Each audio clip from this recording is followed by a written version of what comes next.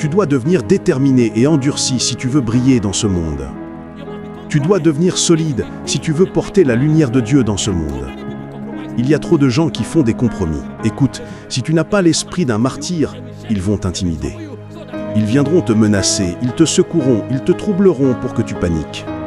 Quand ils auront fini de parler, lève-toi et dis « Faites le pire que vous puissiez faire. Sur cette affaire, je ne serai pas prudent. » Quand j'ai reçu ma lettre de mission, j'ai aussi reçu ma lettre de mort. Je suis prêt à mourir pour ça. Je ne te supplierai pas s'il s'agit de Jésus, et je ne ferai jamais de compromis. Si tu veux, rétrograde-moi au travail. Si tu veux, envoie-moi dans un village, j'y serai, en train de profiter de Dieu, parce que ce monde n'est pas ma maison. Nous sommes des pèlerins sur la terre. Nous allons vers un lieu qui est au-delà des étoiles. C'est là que se trouve notre vraie joie. Donc tu n'utiliseras rien de ce monde pour m'intimider. Dans Daniel chapitre 3, verset 16, quand ils ont appelé les 3 jeunes Hébreux, ils étaient censés être des princes à Babylone. Si c'était l'évangile qu'on prêche qu'aujourd'hui, tout ce qu'ils sauraient faire, c'est de la diplomatie, comment interagir avec le roi pour garder leur position. C'est ce qu'on enseigne à l'Église aujourd'hui. On enseigne des principes de ruse, de trahison. Les relations ne sont même plus vraies. Parce qu'on apprend aux gens comment te saluer.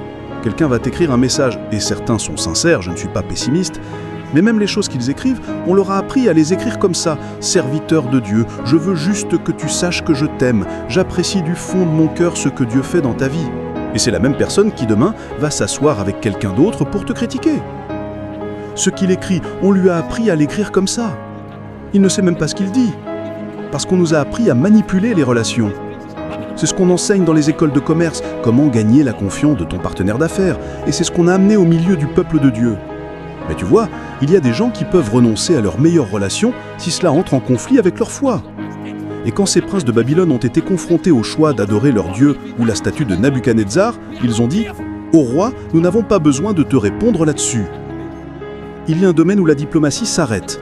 Si on parle des affaires de Babylone, on peut être diplomate. Mais si ça touche à nos convictions, nous ne sommes pas prudents pour te répondre. Fais ton pire. Si c'est cette statue, nous ne nous prosternerons pas. Est-ce le christianisme d'aujourd'hui ?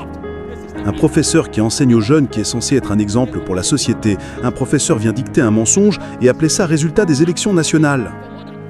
Ils savent à quel point le système est corrompu, ils ne cherchent même pas des gens ordinaires, ils vont chercher les gens qui sont censés avoir de la crédibilité. Et un vieux professeur, après avoir étudié pendant plus de 20 ans et enseigné pendant plus de 35 ans, n'a aucun caractère, aucune valeur.